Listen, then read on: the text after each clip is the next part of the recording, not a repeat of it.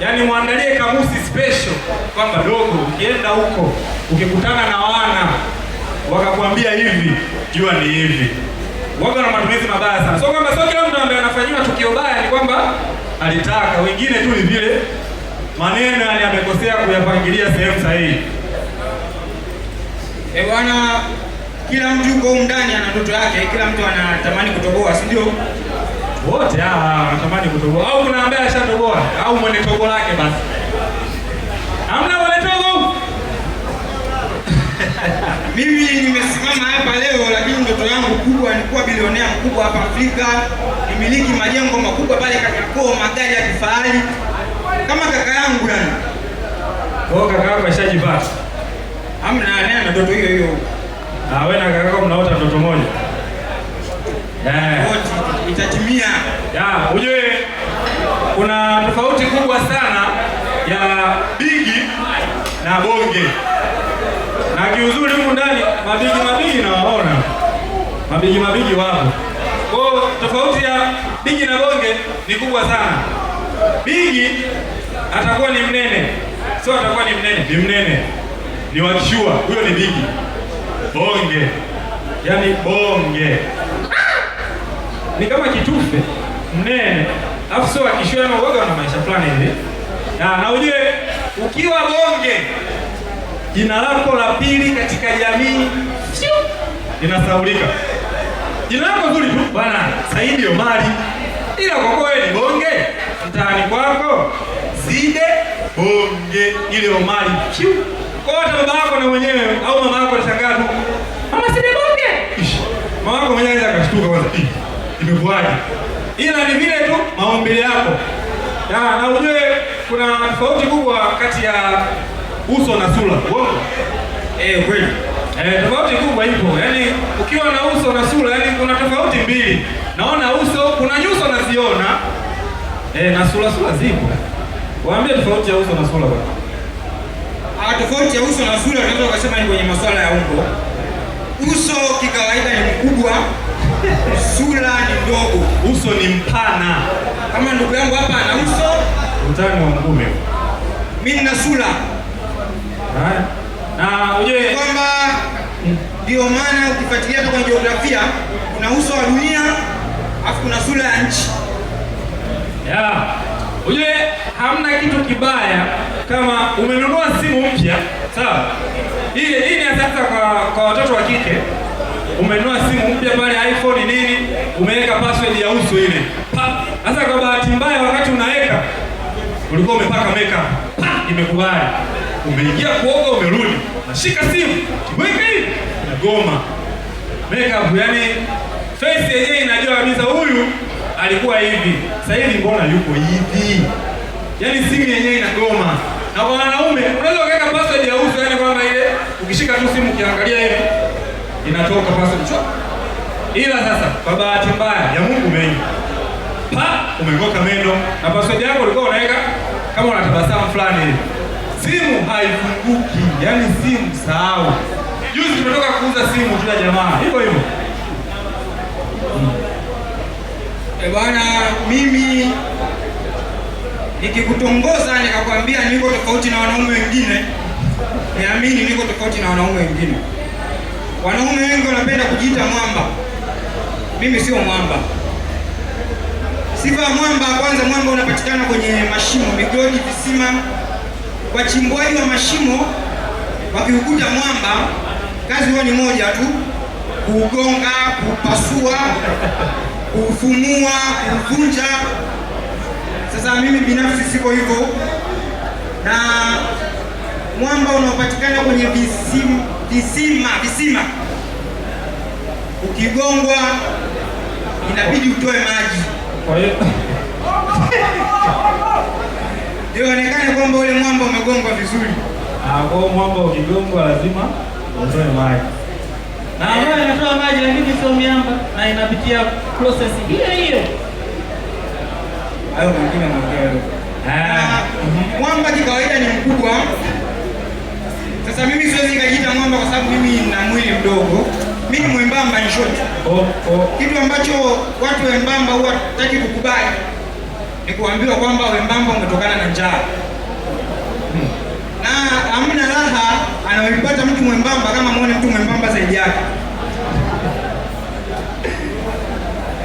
Sasa kama sema na washikaji, akamwona mtu mwembamba. Kwanza anamtoa. Yule mtu mwembamba onekana ni binadamu. Nasikia wewe. Nasema kama mimi mwembamba. Angalia njiti huko. Haya sawa, tafuta njiti yako hapa. Sijatembea na ulinzi leo, kwa hiyo lolote linaweza likatokea. Lolote linaweza likatokea na kamba mbali. Bwana, ukiwa huna hela jitahidi kupunguza uchangamfu kwenye kumbi za starehe. Sijamaanisha hamna hela ambao mtachangamka. Mimi nawakumbusha tu. Unaweza ukajifanya ile kila nyimbo unacheza wewe. Meza ya watu. Vinywaji vya $300. Una buku la koka.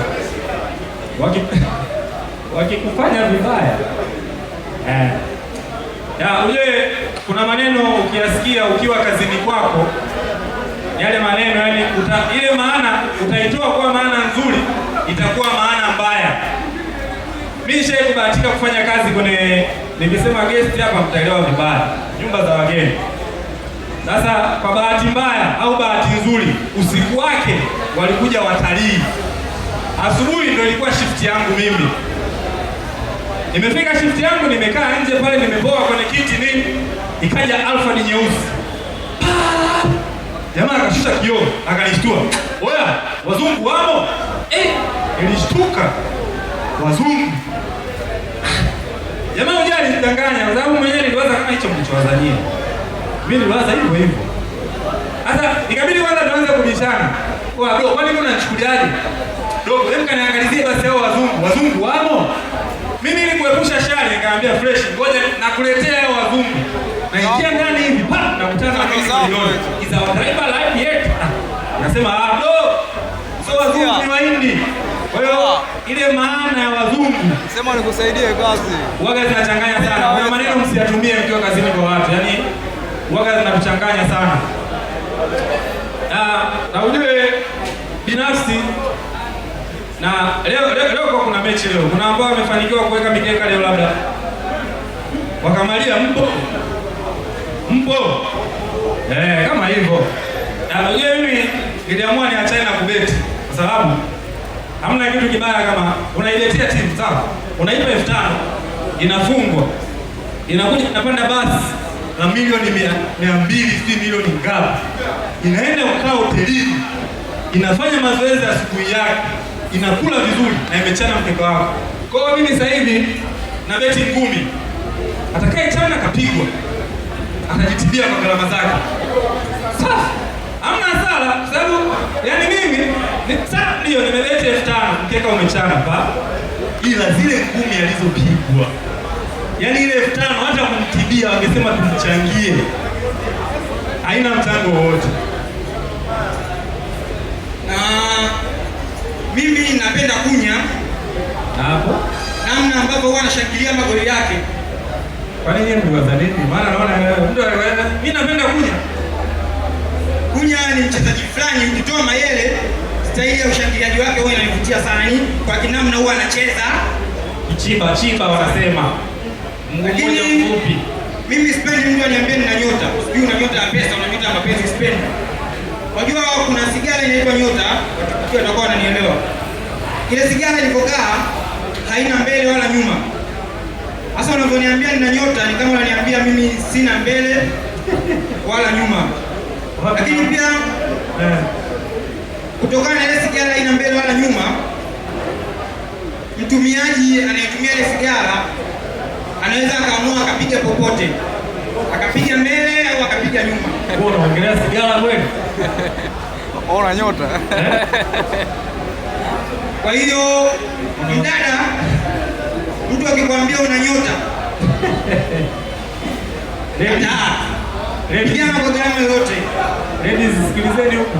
Ukiambiwa mna nyota, waambie. Kama hivyo, ukiambiwa una nyota kataa. Sigara inapigwa popote.